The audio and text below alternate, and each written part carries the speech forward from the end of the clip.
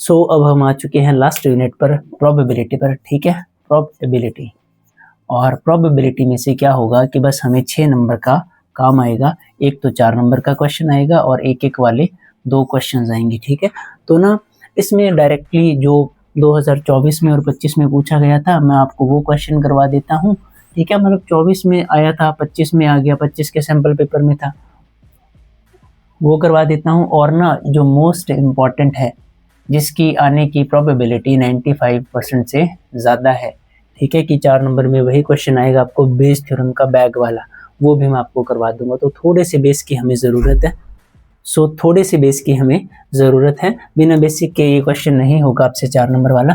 तो देखिए, प्रोबेबिलिटी जो है वो हमें पता है कि क्या होती है, सारे 10th में 11th में जो जो बातें आती है वो कर लेते हैं। बस छोटे से रिवीजन करेंगे कि प्रोबेबिलिटी कोई भी चीज़ की क्या होगी, number of favourable outcomes by total outcomes, ये होती है हमारे पास। जैसे कि मान लीजिए मैंने एक डाइस थ्रो किया, ठीक है, तो मेरे पास आया 1 2 3 4 5 6, ये टोटल आउटकम्स हैं। ठीक है, तो इसे हम सैंपल स्पेस बोलते हैं, हमें पता है। सैंपल स्पेस, डाइस को थ्रो करने पर ये हमारी सैंपल स्पेस बनेगी। तो अगर मैं बोलूँ कि एक इवन नंबर आए, इवन नंबर यानी कि 2 4 6 आए, ठीक है, तो ये हमारा एक इवेंट है। इवन नंबर आना हमारा एक इवेंट है। या एक नंबर आए जो 6 से बड़ा हो, तो ये हमारा एक इवेंट है। एक नंबर आए जो 7 से छोटा हो, ये हमारा। सो हमने क्या बात की थी अभी, हाँ, कि हमारी सैंपल स्पेस है वो हमारे इवेंट है। ठीक है, तो जैसे एक इवन नंबर आने की प्रोबेबिलिटी क्या होगी, 1 2 3 एलिमेंट होगी सैंपल स्पेस में, तो 3 अपॉन टोटल आउटकम्स 6 हैं, तो 1/2 हमारी इवन नंबर आने की प्रोबेबिलिटी होगी। तो ये हमें पता है। अब हमें क्या देखना है, जैसे प्रोबेबिलिटी, कोई भी इवेंट जो है उसकी प्रोबेबिलिटी हमेशा 0 और 1 के बीच में रहेगी। कोई भी इवेंट की प्रोबेबिलिटी हमेशा 0 और 1 के बीच में रहेगी। ये प्रोबेबिलिटी का फॉर्मूला। प्रोबेबिलिटी कभी भी नेगेटिव नहीं आएगी, 1 से बड़ी नहीं आएगी। अगर मान लीजिए प्रोबेबिलिटी 1 आ गई, तो हम उसे बोलेंगे कि वो श्योर इवेंट है। जैसे कि मैंने आपको बोला probability of a number less than 7, तो ये सारे 7 से छोटे ही हैं। ठीक है, तो ये 1 आएगी। और probability of a number greater than 6, probability of getting a number greater than 6, तो इस केस में प्रोबेबिलिटी ऑफ ए क्या रहेगी, 0। तो 6 से बड़ा नंबर आ ही नहीं सकता। तो ये, इसे हम बोलेंगे सर्टेन इवेंट, या हम इसे बोल सकते हैं श्योर इवेंट। ठीक है, इसे हम बोलेंगे इम्पॉसिबल इवेंट। ये हमें आ गया। तो ये दोनों काफ़ी ज़्यादा ज़रूरी थे। 2 चीज़ें और हैं हमारे पास, जैसे मैं वो वो समझाने के लिए ना थोड़ा सा आपको सब्र करना पड़ेगा, बस 2 मिनट का, बहुत जल्दी कर देंगे। मुझे पता आपका एग्ज़ाम आज, ठीक है, आपके एग्ज़ाम के लिए तो 2-3 दिन से सोए नहीं हैं हम ढंग से। ठीक है, तो आपके लिए ये वीडियो बहुत जल्दी, बहुत ही ज़्यादा ज़रूरी है, पूरी देखिए आप। ये 6 नंबर बहुत ज़रूरी है हमारे लिए। तो प्रोबेबिलिटी, ठीक है, प्रोबेबिलिटी ऑफ ए, ठीक है, ये मान लीजिए इवन नंबर वाली है। इवन नंबर क्या था, 2 4 6, ये तो हमारी सैंपल स्पेस है। ये हमारी क्या है, सैंपल स्पेस है। सैंपल स्पेस के लिए ना इन ब्रैकेट्स को यूज़ करेंगे हम। मैं आपको समझा, प्रोबेबिलिटी निकालेंगे इसकी, आपको पता है 1/2 आएगी। ये हमारा इवेंट है, ठीक है, मतलब ना प्रोबेबिलिटी तो इसकी ये है 1/2, और इवन नंबर का इवेंट है वो ये है। अब ऑड नंबर के इवेंट की बात करेंगे, तो ऑड नंबर में क्या आएगा, 1 3 5। ठीक है, ये मान लीजिए हमारा इवेंट भी है। अब ना मैं आपको बोलूँ, अब आपको यूनियन और इंटरसेक्शन तो पता ही है, यूनियन और इंटरसेक्शन तो आपको पता ही है। अगर मैं ए यूनियन बी कर दूँ तो सारी सैंपल स्पेस आ जाएगी। ए यूनियन बी कर दूँ तो सारी सैंपल स्पेस आ जाएगी। ठीक है, और अगर मैं ए इंटरसेक्शन बी कर दूँ, ठीक है, तो इन दोनों में कोई भी चीज़ कॉमन नहीं है, तो 5 आएगा। ठीक है, 5 आएगा, 5 लिखेंगे, 0 नहीं लिखेंगे, 5 लिखेंगे। तो ना 2 ऐसे इवेंट जो कभी भी एक साथ हो ना सके, उन्हें हम बोलेंगे म्यूचुअली एक्सक्लूसिव इवेंट्स। क्या बोलेंगे, म्यूचुअली एक्सक्लूसिव इवेंट्स। ठीक है, तो 2 ऐसे इवेंट जो कभी भी एक साथ ना हो सके, उन्हें हम बोलेंगे म्यूचुअली एक्सक्लूसिव इवेंट। आपको समझाने के लिए, जैसे कि मान लीजिए कल को आपकी शादी हुई, खुश मत होइए, पहले पास होना ज़रूरी है। मान लीजिए आपकी शादी हुई और आप, ठीक है, आप पापा बनने वाले हो या आप मम्मी बनने वाले हो, सॉरी। ठीक है, तो ठीक है, या तो आपको बेटा हो सकता है या आपको बेटी हो सकती है। दोनों में से एक ही चीज़ हो सकती है, एक ही चाइल्ड की बर्थ होगी, ट्विंस नहीं होंगे। आप एक्सेप्शनल केस निकाल लेते हो, इसलिए ये बातें करनी पड़ती हैं। ठीक है, तो क्या होगा कि या तो लड़का हो सकता है या लड़की हो सकती है, तो ये दोनों एक साथ नहीं हो सकते अगर एक ही बच्चा है। तो इन इवेंट्स को हम क्या बोलते हैं, म्यूचुअली एक्सक्लूसिव इवेंट। दोनों कभी भी एक साथ नहीं हो सकते। ठीक है, तो या तो ये होगा तो वो नहीं होगा। जैसे कि मान लीजिए दो व्यक्तियों की लड़ाई हो चुकी है आपस में, ठीक है। अब ए की लड़ाई और बी की लड़ाई हो चुकी है, ठीक है। सी की दोनों के साथ बनती है, ठीक है। तो सी के घर पर पार्टी है, ठीक है।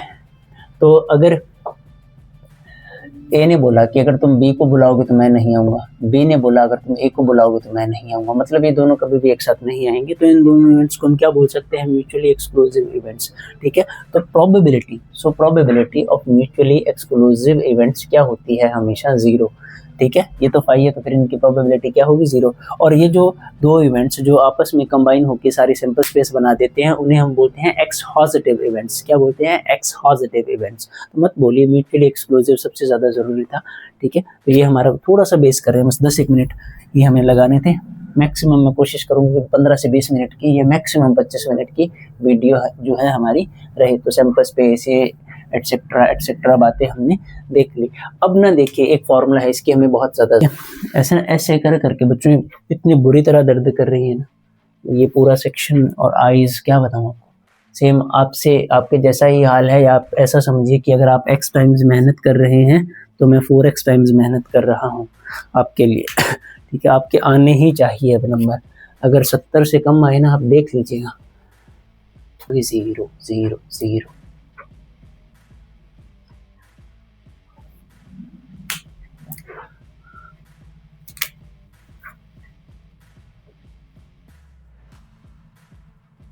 ठीक है। अब ये 2-3 फार्मूलाज हैं हमारे लिए काफ़ी ज़्यादा ज़रूरी, जिन्हें हमें याद रखना चाहिए। वो ये है कि probability of A intersection B 0 होगी कब? जब ए और बी क्या होंगी? म्यूचुअली एक्सक्लूसिव इवेंट होंगी, ठीक है। और इनके इंटरसेक्शन 5 है, इसलिए इनकी प्रोबेबिलिटी 0 है। यहाँ तक हमें समझ आ गई। अब क्या है हमारे पास कि probability of A union B, अगर नॉर्मल कोई भी दो नॉर्मल इवेंट हो, ये उसके लिए बात है कि probability of A union B क्या आएगा? Probability of A plus probability of B minus probability of A intersection B. तो probability of A union B क्या आएगा? Probability of A plus probability of B minus probability of A intersection B. If A and B are mutually exclusive, अगर मतलब ये आपको समझ आ गया, ये पुराना फॉर्मूला 11th में भी हमने देखा था। ये जो है ना A and B are mutually exclusive, तो ये होगा तो फिर ये वैल्यू 0, मतलब ये फॉर्मूला क्या बन जाएगा म्यूचुअली एक्सक्लूसिव के लिए?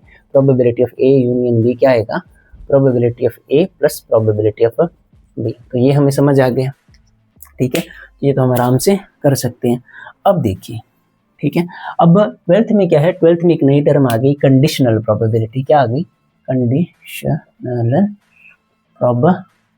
Conditional probability. अब ये कंडीशनल प्रोबेबिलिटी क्या है? अब इसे हम लिखते ऐसे हैं कि probability of A stroke B, या ए बाई बी आप बोल दीजिए। इसे ऐसा लिखा जाएगा, probability of A intersection B by probability of B. जो नीचे होगा उसे नीचे लिख देंगे। Probability of A stroke B क्या लिखेंगे? Probability of A intersection B by probability of B. अगर उल्टा होता probability of B stroke A, तो हम लिखते probability of A intersection B, ये बी इंटरसेक्शन है, अपॉन प्रोबेबिलिटी ऑफ ए। जो यहाँ होगा वो यहाँ होगा, तो ये कंडीशनल प्रोबेबिलिटी है। ये तो हमें पता ही है, हमने देख लिया, ठीक है। और कंडीशनल प्रोबेबिलिटी क्या कहती है कि हमें प्रोबेबिलिटी ऑफ ए फाइंड करनी है। हमें क्या करनी है? प्रोबेबिलिटी ऑफ ए फाइंड करनी है। प्रोबेबिलिटी ऑफ बी जो है, मतलब बी जो इवेंट है ना वो हो चुका है, probability of event A find करनी है हमें। कंडीशन दी गई है कि इवेंट बी जो है वो हो चुका है, इसीलिए तो इसका नाम क्या है? प्रोबेबिलिटी। जैसे कि मान लीजिए आपको बोल दिया कि सितंबर में बुरा हुआ था आपका एग्जाम, ठीक है, ये बता दिया आपको, प्री बोर्ड आपका बुरा हुआ था। तो इन दोनों पर बोला जा रहा है कि बताओ फाइनल्स में क्या होगा, ठीक है। क्या होगा? फाइनल्स बहुत बढ़िया होगा। आपने हमारे चैनल को सब्सक्राइब कर रखा है, आपने सारी वीडियोस देखी, आपने इतनी मेहनत की है, बुरा कैसे हो जाएगा? बुरा होगा ही नहीं, ठीक है। अच्छा होगा आपका एग्जाम, मैंने बोल दिया आपका एग्जाम बहुत बहुत ज़्यादा अच्छा होगा। अगर आपने सारी वीडियोस देखी है, जैसे आपको बोला है वैसे किया है, तो अब तो 1-2 वीडियोस और आएंगे अभी तक। तो probability of A stroke B क्या आएगा? ठीक है, मतलब 2 इवेंट हो चुके हैं, तीसरे की प्रोबेबिलिटी बताओ दोनों के आधार पर। तो probability of A event B जो है वो हो चुका है, तो ये कंडीशनल प्रोबेबिलिटी, इसे हम यूज़ करेंगे आगे, ठीक है। अब हम चलते हैं आगे। हाँ, एक चीज़ रह गई बताने वाली कि देखिए ये है ना प्रोबेबिलिटी ऑफ इवेंट ए है हमारे पास, तो ये क्या होगी? Probability of event not occurring of A. मतलब ना ये मैं आपको क्या बोलूँ यार, मैं खुद थक चुका हूँ आपकी तरह ही बुरी तरह। आप अभी कब से स्क्रीन देख देख कर थक चुके होंगे ना, और मैं भी थक चुका हूँ। तो ये है प्रोबेबिलिटी ए के होने की, ये है प्रोबेबिलिटी ए के ना होने की। तो probability of not A, probability of A, तो probability of A plus not A, A plus not A हमेशा क्या होती है 1। किसी भी चीज़ के होने की प्लस ना होने की प्रोबेबिलिटी जो होगी वो हमेशा 1 होगी। ये याद रखिएगा, अभी हम यूज़ करेंगे इसे। कोई भी चीज़ के इवेंट के होने की प्लस ना होने की प्रोबेबिलिटी क्या होगी 1 होगी। अब हम डायरेक्टली 2 क्वेश्चंस करेंगे। क्या करेंगे? 2 क्वेश्चंस, ठीक है। और ये दोनों ही एग्जाम्स में आए हुए हैं और क्या पता कल यानी कि आज के जो एग्ज़ाम में ये आपको आ जाए। ये जो क्वेश्चन आप देख रहे हो ना, ये 2024 में भी आया था पंजाब बोर्ड के और 2025 में भी आया था। सेम ही क्वेश्चन, यही सेम क्वेश्चन 2024 में आया था और 2025 में आया था, ठीक है। तो अब देखिए इसमें क्या है, a problem is given to 3 students. तो 3 स्टूडेंट्स हैं हमारे पास, मान लीजिए ए, बी और सी 3 स्टूडेंट्स हैं, ठीक है। Whose chances of solving it, a problem is given to 3 students. तो 3 स्टूडेंट्स को एक प्रॉब्लम दी है हमने and 3 student whose chances of solving it. तो उस प्रॉब्लम है, एक प्रॉब्लम है 3 स्टूडेंट्स को दी गई है, वो उस प्रॉब्लम को सॉल्व कर देंगे। इसके चांसेस 1/3, ए सॉल्व कर देगा। Probability of a problem solving by A is 1/3। Probability of a problem solving by B is 1/5। Probability of solving the problem by C is 1/6। मतलब ए सॉल्व कर देगा उसकी प्रोबेबिलिटी ये है, बी सॉल्व कर देगा उसकी प्रोबेबिलिटी ये है, सी सॉल्व कर देगा उसकी प्रोबेबिलिटी ये है। What is the probability that, इस चीज की प्रोबेबिलिटी पता करनी है कि exactly one of them solves the problem, कि उन तीनों में से कोई एक जो है प्रॉब्लम को सॉल्व कर दे और द प्रॉब्लम इज सॉल्व्ड, और ये कि वो प्रॉब्लम जो है वो सॉल्व हो चुकी है। तो देखिए अब ना ये जो है क्वेश्चन हम देख रहे हैं, अब कोई भी चीज़ के होने की प्लस ना होने की प्रोबेबिलिटी क्या होगी 1। तो प्रोबेबिलिटी सॉल्व करने की, ए के सॉल्व करने की प्रोबेबिलिटी 1/3 है। ए के ना सॉल्व करने की प्रोबेबिलिटी क्या होगी 1 - 1/3, ठीक है, 2/3। अब इन दोनों का सम देखिए 1/3 बनेगा। बी के ना सॉल्व करने की प्रोबेबिलिटी क्या होगी 4/5। सी के ना सॉल्व करने की प्रोबेबिलिटी क्या होगी 5/6। इन्हें ऐड करके देख लीजिए 1 आएगा। या हमने बस ये फॉर्मूला यूज़ किया है, probability of solving problem by A, not A से सॉल्व होगी, ए से नहीं सॉल्व होगी, दोनों की प्रोबेबिलिटी का सम 1 होगा, ठीक है। Exactly one of them solves the problem. तो देखिए, तो उन तीनों में से कोई एक एग्जैक्टली प्रॉब्लम को सॉल्व करे, उन तीनों में से कोई एक एग्जैक्टली प्रॉब्लम को सॉल्व करे। तो इसके लिए क्या करना होगा हमें, ठीक है, डायरेक्टली लिखना है बस आपको कि अगर मान लीजिए ए ने सॉल्व कर दी तो फिर पक्का बी ने सॉल्व नहीं की होगी, ना ही सी ने सॉल्व की होगी। ये ना इंडिपेंडेंट और डिपेंडेंट इवेंट्स से हमारा, अगर मान लीजिए ए और बी 2 इवेंट्स हैं तो उनकी जो इंटरसेक्शन होगी ना कि ये और ये बस डायरेक्टली हम इसे लिख सकते हैं probability of A into probability of B. अगर ये दोनों इंडिपेंडेंट हैं, मतलब ना ए को बी से फ़र्क नहीं पड़ता, बी को ए से फ़र्क नहीं पड़ता, तो इन तीनों को आपस में कोई फ़र्क तो पड़ता नहीं, ये इंडिपेंडेंट इवेंट्स है तो डायरेक्टली मल्टीप्लाई होगा। मतलब क्या है कि ए की अगर ये सॉल्व कर देगा तो ये दोनों सॉल्व नहीं करेंगे, मल्टीप्लाई में आएगा प्लस, ठीक है। अगर ए ने नहीं सॉल्व किया, ठीक है, बी ने सॉल्व कर दिया तो सी भी नहीं सॉल्व कर पाएगा क्योंकि तीनों में से कोई एक ही सॉल्व करेगा। अगर 3 ही केस हो सकते हैं, या तो ए सॉल्व करेगा या बी सॉल्व करेगा या सी सॉल्व करेगा, तो यही 3 हो सकते हैं। अब ए ने भी नहीं सॉल्व की, बी ने भी नहीं सॉल्व की, ठीक है, सी ने सॉल्व कर दी, तो तीनों में से कोई एक इस प्रॉब्लम को सॉल्व करेगा। एग्जैक्टली यहाँ पर बोल दिया ना कि एग्जैक्टली, यहाँ पर एटलीस्ट, एटमोस्ट, एग्जैक्टली का मतलब होता है, तो मतलब कोई एक ही सॉल्व कर सकता है।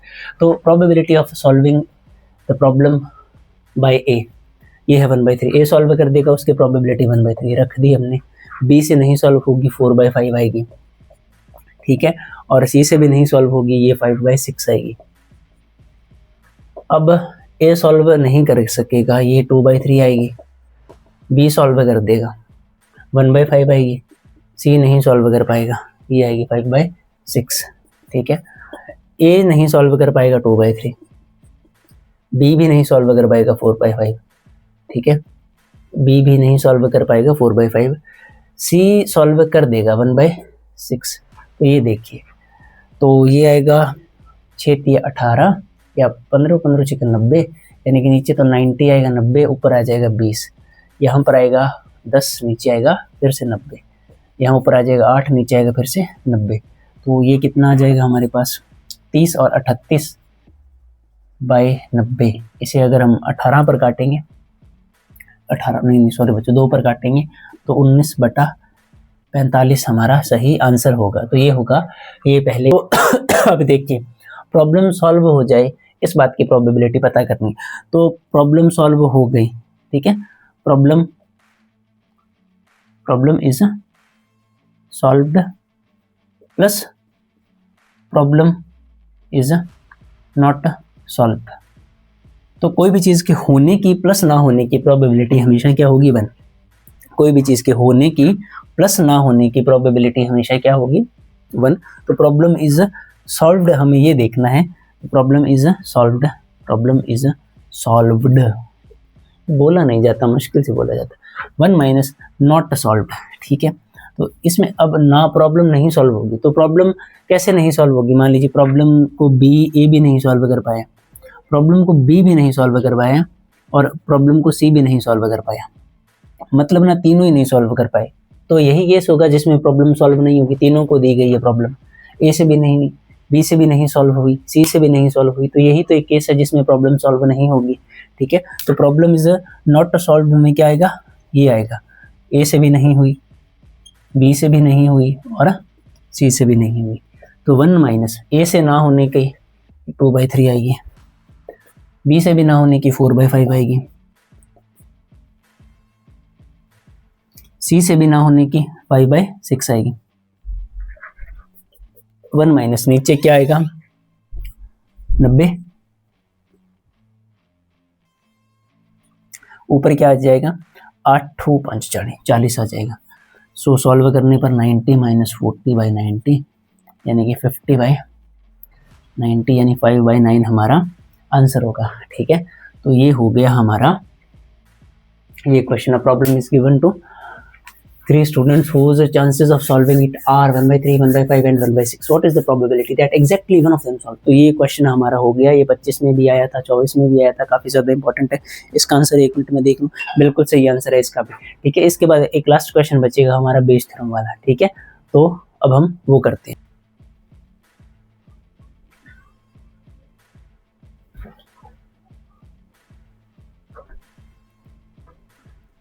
सो बच्चों अब हम लास्ट क्वेश्चन पर आ चुके हैं प्रोबेबिलिटी के, और ये क्वेश्चन जो है ना 2026 के सैम्पल पेपर में है, तो इसीलिए ना मैं आपको ये करवा रहा हूँ, क्योंकि हमने देखा है कि 25 में 24 में जो क्वेश्चन सैम्पल पेपर में थे ना वो डायरेक्टली पूछे गए थे, तो ये क्वेश्चन हम कर लेते हैं। अब इसमें क्या कहा गया है कि bag 1 contains 7 red and 5 white balls. तो मान लीजिए हमारे पास ना ये कोई बैग है, ये हमारा फर्स्ट बैग है, बैग 1 कंटेन्स, ठीक है, 7 रेड 7 रेड और 5 वाइट बॉल्स, ठीक है।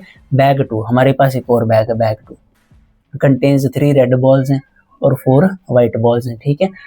A bag is selected at random. अब हमें नहीं पता कि इसे सिलेक्ट किया है या इसे सिलेक्ट किया है, ठीक है। तो दोनों में से किसी भी एक बैग को सिलेक्ट करने की probability, a bag is selected at random, दोनों में से किसी एक बैग को सिलेक्ट किया। एक बार के लिए मान लेंगे इसे सिलेक्ट किया या मान लेंगे इसे सिलेक्ट किए, तो वो देखते हैं कि क्या करेंगे।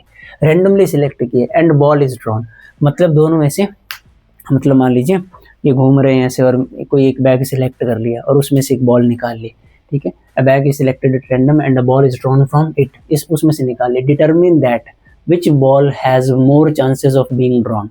तो कौन सी बॉल निकाली जाएगी इस बात की संभावना पता, कौन सी बॉल निकले, रेड निकले या वाइट निकले, इसमें किसकी संभावना ज़्यादा है कि रेड के आने की प्रोबेबिलिटी ज़्यादा है या वाइट के आने की प्रोबेबिलिटी ज़्यादा है। Determine that which ball has more chances of being drawn, red और वाइट, ठीक है।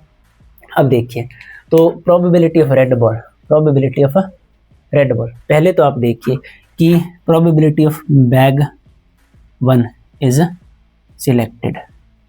तो मान लीजिए बैग 1 सिलेक्ट हो, इस बात की क्या संभावना, ये तो इसमें होगी, 2 ही बैग है, एक सिलेक्ट होगा अपॉन टोटल 2 में से, तो ये आएगी probability of bag 2 is selected.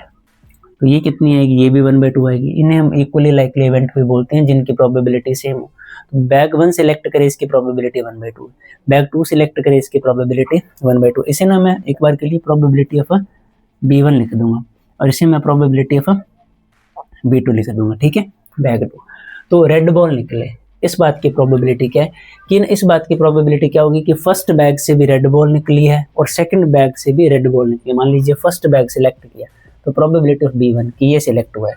अब उसमें से रेड बॉल सिलेक्ट हुई है, रेड बॉल की सिलेक्ट होने की प्रोबेबिलिटी प्लस अगर ये नहीं हुआ, मान लीजिए पहला बैग नहीं सिलेक्ट हुआ तो दूसरा बैग सिलेक्ट हुआ होगा, probability of bag 2 into probability of उसमें से रेड निकले, ठीक है। तो प्रोबेबिलिटी ऑफ रेड क्या आएगी, बैग 1 को सिलेक्ट करने की प्रोबेबिलिटी 1/2 इंटू बॉल रेड है, फर्स्ट बैग में जो बॉल है वो रेड है, वो क्या आएगी 7/12, 7 बॉल्स हैं टोटल, 12 बॉल्स हैं तो 7/12 आएगा।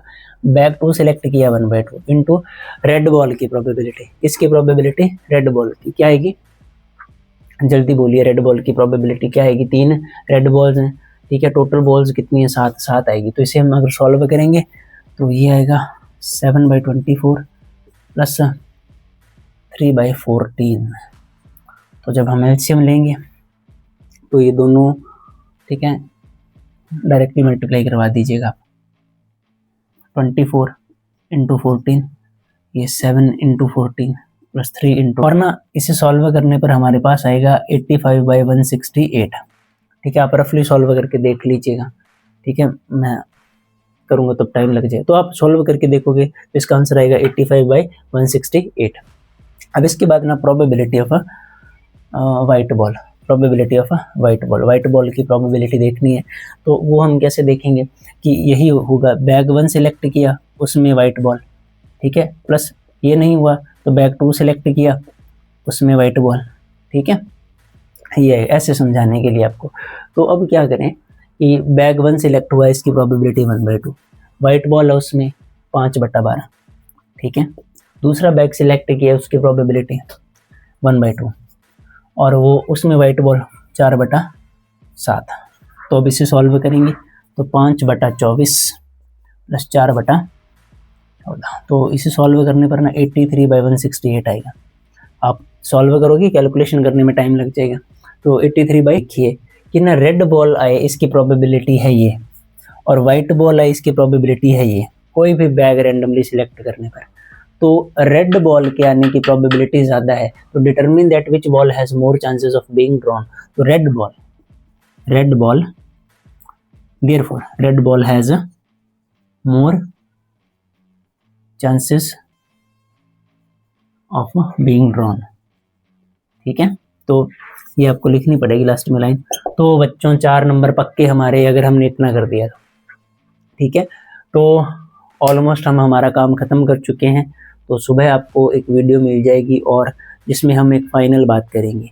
तो तब तक के लिए प्रैक्टिस करते रहिए, और बहुत बहुत बधाई हो आपको कि हमने इतना सारा काम कर दिया, ऑलमोस्ट एंटायर मैथ बोल सकते हैं हमने पूरा कर दिया सिर्फ 3-4 दिन में, ठीक है। बेस्ट ऑफ लक बच्चों आपके एग्ज़ाम्स के लिए, और एग्ज़ाम से आने के बाद ज़रूर कमेंट करना कि आपका एग्ज़ाम कैसा रहा। तो मिलते हैं जल्दी ही।